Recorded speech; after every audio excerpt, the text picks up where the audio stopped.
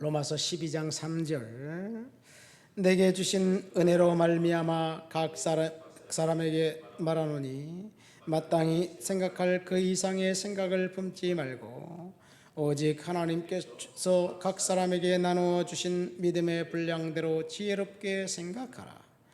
우리가 한 몸에 많은 지체를 가졌으나 모든 지체가 같은 기능을 가진 것이 아니니 이와 같이 우리 많은 사람이 그리스도 안에서 한 몸이 되어 서로 지체가 되었느니라. 아멘. 오늘 우리가 읽은 본문 로마서 12장은 사도 바울이 은사를 설명하면서 주신 말씀입니다. 바울 서신에서는 세 개의 본문에서 은사가 나옵니다. 우리가 읽은 로마서 12장, 우리가 너무나도 잘 아는 고린도서 12장, 그리고 에베소서 4장입니다. 물론 다른 성경, 다른 서신에도 은사 한두 개가 이렇게 등장해서 모두 27개의 은사의 종류가 나옵니다. 은사, 성령의 은사 하면 고린도전서 12장을 생각하죠. 우리는 지혜의 말씀으로부터 시작해서 방언 통역하는 것까지 9개의 은사를 말합니다. 여기서 말하는 은사, 성령의 은사, spiritual gift라고 합니다. gift는 선물입니다. 이 선물, 은사, 선물, 이 단어가 헬라어로 카리스마입니다. 카리스마는 선물이에요. 은사입니다. 근데 세상 사람들은 카리스마 하면 그 제왕적인 리더십을 가진 사람이라고 이야기합니다. 오역한 건데 모든 사람들이 그렇게 알고 있으면 그 뜻이 그렇게 바뀌는 거지요. 어쨌든 그 고린도서 12장에 나온 성령의 은사는 카리스마입니다. 두 번째 성령의 은사는 그 에베소서 4장에 나옵니다. 이 고린도서 12장에 나온 은사는 13장의 사랑장, 14장에 다시 방언과 예언을 언급합니다. 그러면서 은사를 주신 이유와 목적을 분명하게 이야기해 주고 있는데, 바울은 이 자기의 덕을 세우지 않고 교회의 덕을 세워라, 그런 이야기를 합니다. 공동체의 덕을 세우기 위해서 하나님이 은사를 주신 거지요. 은사의 목적은 공동체의 덕을 세우기 위한 것입니다. 은사를 받아서 자신의 어떤 그 욕구를 충족하기 위한 것이 아닙니다. 에베소 4장에 보면 5가지 은사가 나오는데, 사도로부터 시작해서 선지자, 복음 전하는 자, 목사와 교사의 은사 5가지가 나옵니다. 이 7절에 보면, 에베소 4장 7절에 이 은사를 그리스도의 선물이다, 그렇게 이야기합니다. 이 선물, 기프트입니다. 카리스마입니다. 똑같은 단어를 고린도전서에는 은사라고 번역을 했고, 그리고 에베소 4장에는 선물이라고 번역을 했습니다. 이 5가지 은사의 핵심, 사도부터 시작해서 이제 목사와 교사까지, 이 5가지 은사의 핵심은 이 봉사라는 단어에 있습니다. 봉사를 하기 위해서, 봉사의 목적으로 사도, 선지자, 복음 전하는 자, 목사와 교사의 직분과 은사를 하나님이 주셨습니다. 그러니까 목사의 일은 이 봉사하는 일입니다. 권리하는 것이 아닙니다. 근데 이 봉사라는 단어, 그 원어로 보면 다이코니아입니다. 다이코니아에서 나온 말이 디콘이고, 디콘이 집사입니다. 그러니까 하나님께서 은사를 주신 이유, 에베소에서 나온 은사의 목적은 섬김에 있습니다. 봉사에 있습니다. 이 봉사를 통해서 하나님은 교회를 세우시기를 원하십니다. 오늘 우리가 로마서 12장 말씀을 읽었습니다. 여기에는 7가지 은사가 나옵니다. 8절부터 나오죠. 우리가 읽진 않았습니다. 예언, 섬김, 가르침, 위로, 구제, 다스림, 그리고 긍휼을 베푼다. 여기 보면 이 7가지 은사 뒤에 다스리는 일, 국률을 베푸는 일, 구제하는 일, 섬기는 일이라는 단어가 나옵니다. 그러니까 이 7가지 은사는 일입니다. 섬기는 일입니다. 그러니까 그 로마서 12장에 나온 7가지 은사는 사역과 연관이 되어 있습니다. 그래서 이것을 동기부여 은사라고 이야기합니다. 하나의 은사가 기본 동기가 되어서 사역을 하면서 성도들을 세우고 섬기고 교회들을 이제 섬기는 일, 세우는 일을 하도록 주님께서 주신 것이 은사입니다. 이 은사의 그 사역의 목적은 섬김에 있습니다. 받은 은사로 하나님 앞에 섬기라는 목적으로 하나님이 은사를 주신 거예요. 그런데 은사하면 우리는 능력을 생각합니다. 은사하면 예언이나 뭐 이렇게 신유 같은 능력을 행사해서 특별한 것을 받은 어떤 특별한 사람들이 군림하도록 주시는 은사라고 생각하는데 그것은 아닙니다. 그래서 이제 은사를 받았다고 하는 사람들이 교회에 있으면 사실 영적인 질서가 깨집니다. 평신도가 강력한 은사를 받았다고 하면 목회자를 능가한다고 생각을 하면서 목회자를 우습게 여깁니다. 그리고 그 은사를 통해서 자신이 대우를 받습니다. 이것은 잘못된 거지요. 오늘 우리가 읽은 로마서 12장 3절부터 5절까지 읽었습니다. 이 본문에 보면 사도 바울이 이 교회의 성도들에게 은사를 주신 목적, 이제 뒤에 7가지 은사가 나오는데 은사를 주신 이유와 목적을 자세하게 이야기해 주고 있는데 한 몸, 한 지체된 교회를 하나님이 주신 은사를 가지고 섬겨라 하는 이야기예요. 공동체를 섬기라는 이야기입니다. 은사는 군림하라고 주신 것이 아니라 섬기라고 주신 것입니다. 이것이 교회의 진짜 모습입니다. 한 몸에 여러 지체가 있습니다. 예수님께서 디자인하신 지상교회의 모습 4절과 5절 말씀 보세요. 우리가 한 몸에 많은 지체를 가졌으나 모든 지체가 같은 기능을 가진 것이 아니니 이와 같이 우리가 많은 사람이 그리스도 안에서 한 몸이 되어 서로 지체가 되었다. 많은 사람이 한 몸이다라는 이야기예요.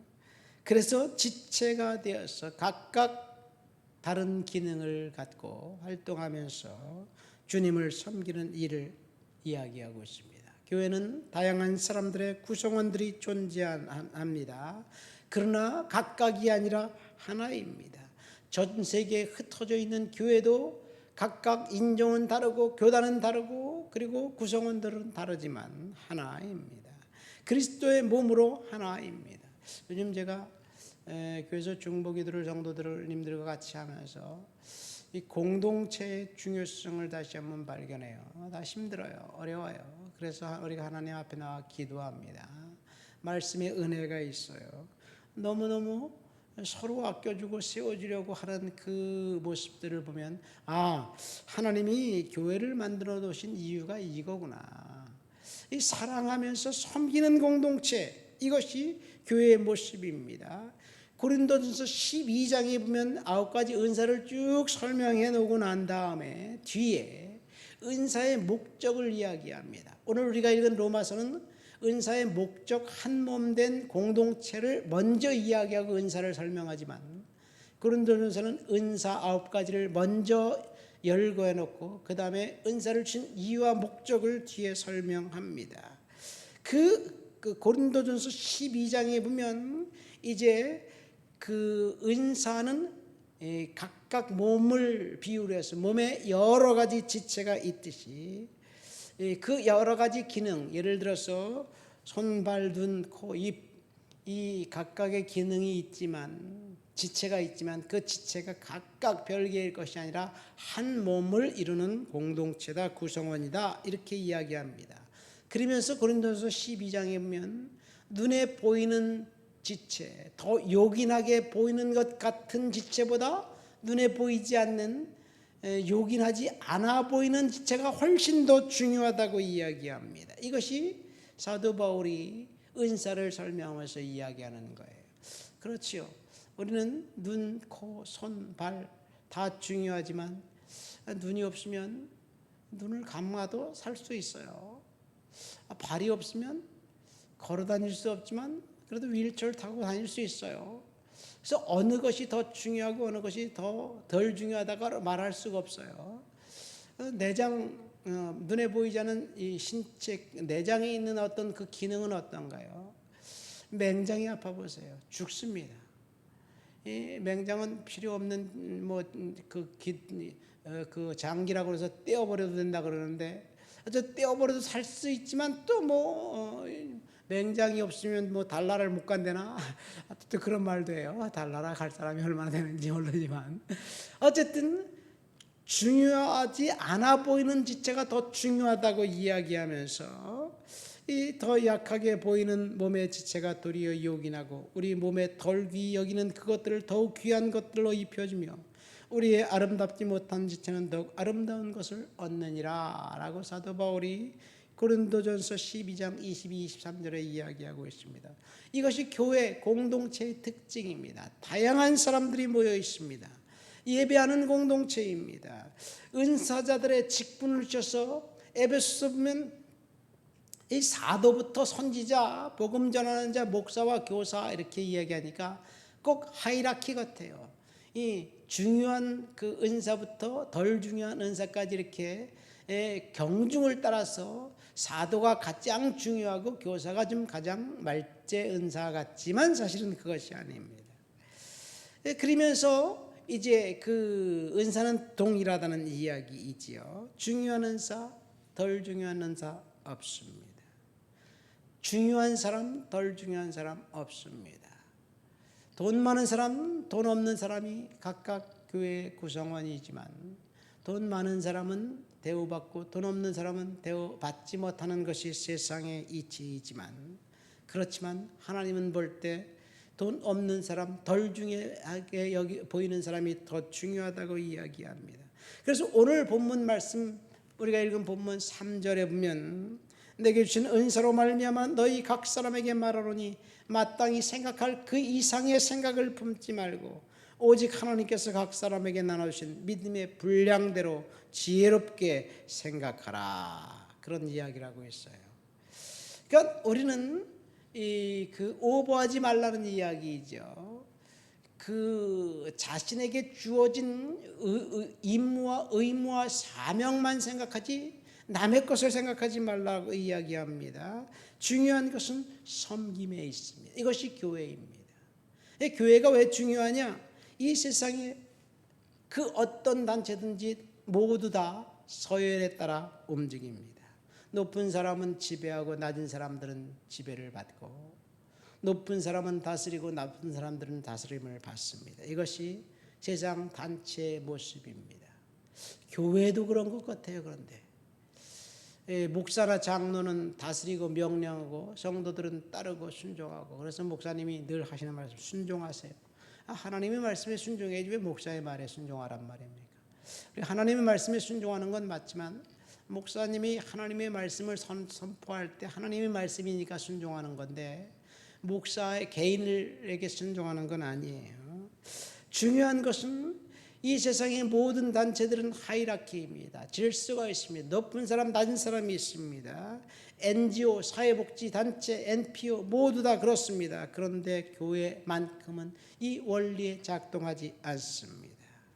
교회는 이제 그 높은 사람, 낮은 사람이 없습니다. 다 각각 기능만 달리하는 거예요. 목사의 기능, 장로의 기능, 집사의 기능, 평신도의 기능만 달리하는 거지 그것이 높은 위치, 낮은 위치는 아닙니다. 그래서 교회가 희망이고 교회가 등불입니다. 두 번째 교회가 희망이고 등불인 이유는 교회만 인간을 변화시킵니다. 왜? 성경 말씀만 인간을 변화시키는 거예요. 커피숍에서 커피 마시고 인생이 변한 사람이 있습니까? 친구 만나서 이야기하고 난다. 야, 내가 너를 만나고 난 다음에 내 인생이 바뀌었어. 나는 이제부터 이렇게 살지 않을 거야. 나는 거듭났어. 이렇게 말하는 사람이 있습니까?